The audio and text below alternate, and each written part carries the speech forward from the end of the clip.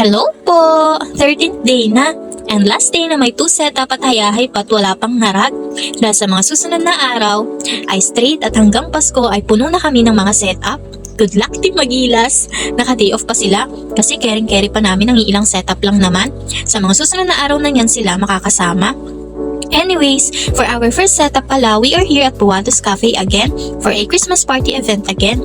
Tatlo nga lang kami ni Napapanay at kapatid ko ang magsisetup today. Dalawa lang ang setup and magkalayo naman ang time range ng start ng party. Kaya today na lang din namin isinetup itong sa Puwados. Another shimmer panel type of backdrop nga ito.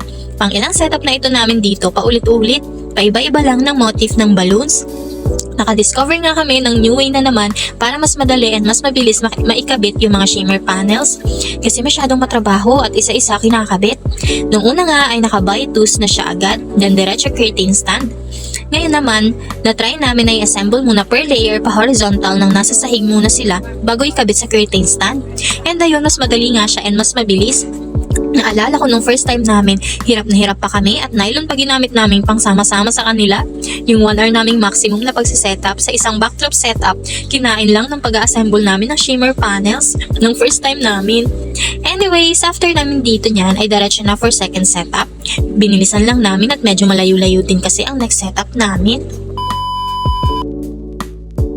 And here's the final look na din po and hanggang dito na lang din. Thank you po and bye-bye!